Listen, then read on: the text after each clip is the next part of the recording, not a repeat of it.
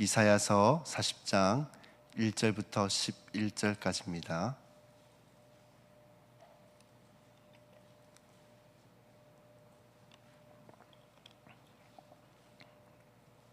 다 같이 한 목소리로 함께 봉독하도록 하시겠습니다. 너희 하나님이 이르시되 너희는 위로하라. 내 백성을 위로하라. 너희는 예루살렘의 마음이 닿도록 말하며 그것에게 외치라. 그 노역의 때가 끝났고 그 제약이 사함을 받았느니라. 그의 모든 죄로 말미암아 여호와의 손에서 벌을 배나 받았느니라 할지니라 하시니라. 외치는 자의 소리여 이르되 너희는 강야에서 여호와의 길을 예비하라. 사막에서 우리 하나님의 대로를 평탄하게 하라. 골짜기마다 도두어지며 산마다 언덕마다 낮아지며 고르지 아니한 곳이 평탄하게 되며 험한 곳이 평지가 될 것이요 여호와의 영광이 나타나고 모든 육체가 그것을 함께 보리라. 이는 여호와의 입이 말씀하셨느니라. 말하는 자의 소리여 이르되 외치라. 대답하되 내가 무엇이라 외치리까니 이르되 모든 육체는 풀이요 그의 모든 아름다움은 들의 꽃과 같으니 풀은 마르고 꽃이 시듬은 여호와의 기운이 그 위에 붙임이라. 이 백성은 실로 풀이로다.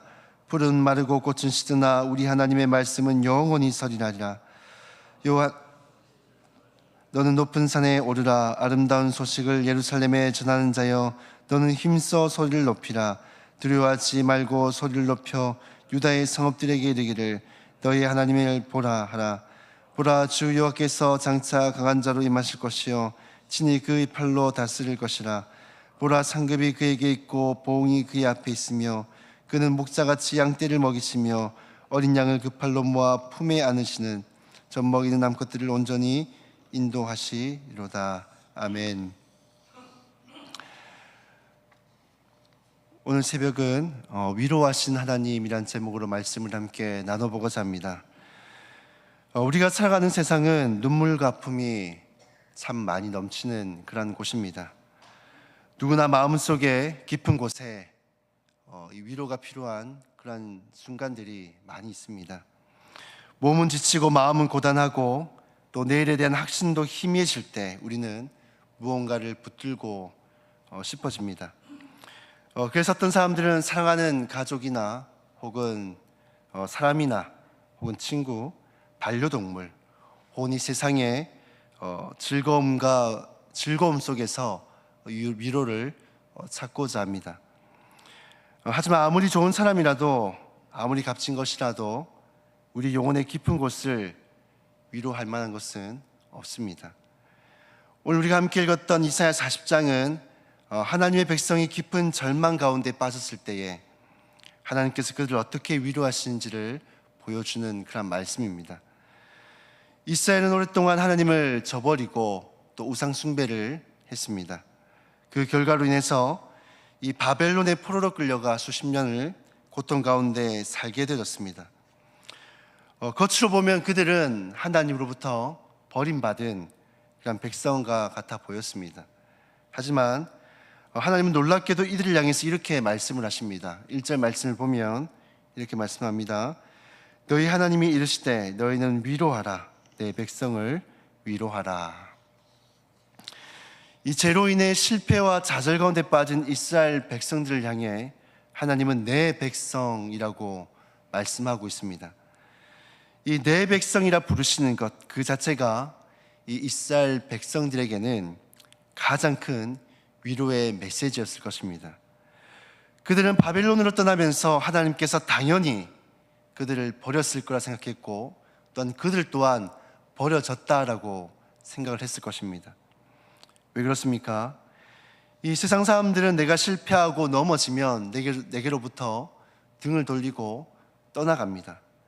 심지어 가족이라 할지라도 또 그렇게 하는 사람들도 많이 있습니다. 그래서 하나님도 당연히 그렇게 하셨겠지라고 이스라엘 백성들은 생각을 했지만은 하나님은 여전히 그들을 떠나지도 버리시지도 않고 그들을 여전히 내 백성이라고 말씀하고 있는 것입니다. 이것은 조건 없이 우리를 사랑해 주시는 하나님의 그 사랑을 보여주는 대목입니다. 사랑하는 성도 여러분, 하나님은 저 이스라엘 백성들을 사랑하신 것처럼 우리 역시도 동일하게 사랑하고 계십니다. 우리가 죄의 유혹 앞에 날마다 넘어지고 또 실패할 때도, 하나님을 가까이 하지 않고 멀리할 때도 하나님은 여전히 우리를 떠나지도 버리시지도 않고 우리를 향해 내 백성이라고 말씀하고 있는 것입니다. 오늘도 우리가 하나님 앞에 나아갈 때 하나님은 우리의 어떠한 모습과 상관없이 우리를 품어주시고 위로해 주십니다.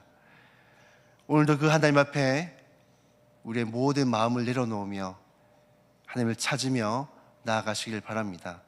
그럴 때 하나님은 우리를 품어주시고 만나주실 줄로 믿습니다. 두 번째로 하나님께서 우리 인생을 어떻게 위로하시는가 하면 바로 이 제3과 자유함을 통해 위로하십니다.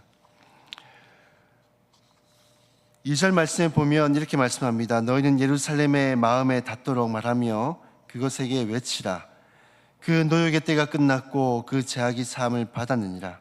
그의 모든 죄로 말미암아 여호와의 손에서 벌을 배나 받았느니라 할지니라 하시니라. 이 하나님은 이스라엘 백성들에게 지치고 있는 포로 생활, 즉 이 노예의 때가 끝났음을 선포하고 계십니다. 이 전쟁 포로나 이 노예의 삶이 어떻겠습니까? 배고프고 줄이고 또 인격적인 대우를 받지 못하고, 그리고 제일 힘든 것은 무엇보다도 이 자유함이 없다라는 것이죠. 이 노역의 때가 끝났음을 외치라는 것은 고되고 얼매인 노예의 삶이 끝이 나고 이 자유를 얻게 됐음을 선포하라라는 것입니다. 우리가 아프리카 흑인들이나 이 노예 상인들에게 붙잡혀 이 모나먼 타국에서 이 자유도 없는 노예의 삶을 살았을 때 그들이 얼마나 피곤하고 고된 삶이었겠습니까? 저는 이 말씀을 보면서 문득 링컨 영화가 좀 기억이 났는데, 이들이 노예의 삶에서 해방되어졌을 때 얼마나 기쁘고 또 자유로움을, 해방감을 느꼈을까라는 그런 생각이 들었습니다. 사랑하는 성도 여러분, 하나님은 우리를 이처럼 얼매고 자유하지 못하는 그 모든 것에서부터 자유함을 주시는 분이십니다. 그렇게 하나님이 우리의 연약한 우리 인생의 위로자가 되시는 것입니다. 하나님, 오늘도 우리를 얼매고 있는 모든 것에서부터 하나님은 자유함을 주실 줄로 믿습니다. 오늘 이 새벽에 그 하나님 앞에 우리의 모든 얼매인 것을 붙들고 기도하며 나아갈 때 우리 마음 가운데 자유함을 주실 줄로 믿습니다. 뿐만 아니라 이스라엘 백성들을 얼매고 있는 것은 단순한 그들의 그 노예적인 어떤 상황적인 환경적인 삶뿐만이 아니었습니다. 그들은 죄로부터 자유하지 못하는 영적인 노예의 삶을 살아가고 있었습니다. 그런 그들에게 하나님은 그들의 죄악이 사함을 받았다라고 말씀을 하고 있습니다. 이 제사함은 형벌을 받는 자에 의해서 이루어진 것이 아니라 하나님께서 주도적으로 행하신 일입니다. 즉 이스라엘 백성들이 잘해서가 아니라 하나님께서 그들의 수고함과 고생함을 보시고 이제 그만 됐다라고 생각하시고 용서하신 것입니다. 그들이 정말로 잘해서 돌이켜서 회개해서 그것이 아니라 하나님께서 일방적으로 그들을 긍휼히 여기심으로 용서하셨다는 것이죠. 이스라엘 백성들은 노예의 삶이 끝난다 하더라도 이 자신들이 바벨론의 포로로 끌려갈 수밖에 없었던 그 근본적인 원인, 이 죄의 문제가 해결되지 않으면 그들은 몸은 자유할지 몰라도 여전히 영적으로는 자유할 수 없었기 때문에 하나님께서는 그들에게 이 제사함을 선언하고 계신 것입니다. 사랑하는 성도 여러분, 하나님은 이처럼 우리를 얽매고 있는 이 육적인 문제, 영적인 문제, 이런 모든 얽매의 문제들을 다 해결해 주실 수 있는 분이십니다. 오늘 하루도 우리를 얽매고 있는 이 모든 문제들을 하나님 앞에 맡겨드리며 나아가시길 바랍니다. 그럴 때 우리의 마음 가운데 자유케 하시는 그 하나님의 위로를 하나님께서 허락해 주실 줄로 믿습니다. 이 세 번째로 하나님 어떻게 우리를 위로하시는가 하면 바로 함께 하심을 통해서 우리를 위로하십니다. 이스라엘 백성들이 포로에서 돌아오게 되었을 때에 그들의 마음속에 가장 큰 질문이 든 것은 바로 이것이었습니다. 하나님이 정말 우리와 함께 하시는가입니다. 그들 오래 포로 생활을 통해서 그들은 깊은 절망 가운데 빠져 있었습니다. 하나님의 임재도 도우심도 느껴지지 않는 그런 시간들을 그들이 바벨론 포로 생활을 통해서 보냈던 것입니다. 하지만 오늘 본문 10절과 11절 이렇게 선언합니다. 보라, 주 여호와께서 장차 강한 자로 임하실 것이요 그는 목자같이 양떼를 먹이시며 어린 양을 그 팔로 모아 품에 안으시며 젖먹이는 암컷들을 조심스럽게 인도하시리로다. 이 하나님은 그 백성을 멀찍이서 그저 바라보시는 분이 아니십니다. 오늘 본 말씀을 보면 친히 그들 가운데 임하시고 목자처럼 인도하시며 양떼를 안아주시는 그런 하나님이십니다. 특별히 11절을 보시면 하나님은 그 어린 양을 그 팔로 품에 안으시며 라고 말씀하십니다. 이것은 단지 보호만 하신다라는 의미를 담고 있는 것이 아닙니다. 위로하고 사랑하며 친밀하게 돌보신다라는 뜻입니다. 지금도 하나님은 가장 연약한 자를 품에 안으시며 인도하십니다. 산성도 우리도 그럴 때 있지 않습니까? 어떤 말보다도 어떤 행동보다도 누군가 곁에 있어 주는 것만으로도 눈물이 멈추고 마음이 풀리고 숨 쉴 수 있는 그런 위로를 경험할 때가 있지 않습니까? 하나님이 바로 이스라엘 백성들을 향해서 또 지금 우리를 향해서 그렇게 말씀하고 있는 것입니다. 내가 지금 너와 함께 있다. 내가 너를 떠나지도 버리지도 않을 것이다.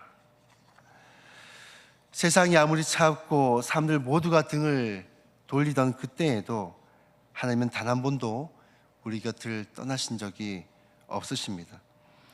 때로는 우리가 하나님과 함께 하심을 느끼지 못할 때에도 하나님은 여전히 우리와 함께 계시고 함께 걸어가고 있으시고 또 우리의 눈물을 보고 계시며 우리 아픔 속에 가장 가까이 함께 하십니다.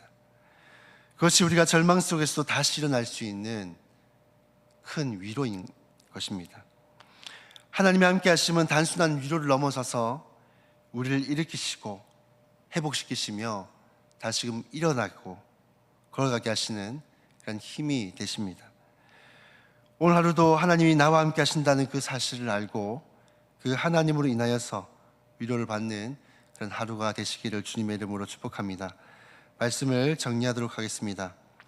하나님이 우리 연약한 인생 가운데 위로가 되신 이유는 나의 어떠함과 상관없이 나를 늘 당신의 백성이라고 불러주시고 또 함께 하시기 때문입니다. 뿐만 아니라 우리를 얽매는 모든 문제를 해결해 주시는 분이시기 때문입니다.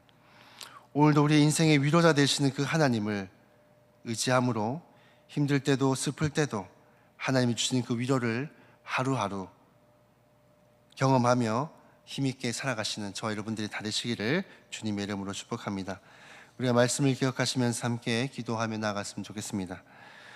위로하신 하나님을 붙들고 하루하루를 힘있게 살아가게 도와주시옵소서라고 기도하시고 주어진 기도 제목대로 자유롭게 기도하신 후에 돌아가도록 하시겠습니다. 기도하시겠습니다.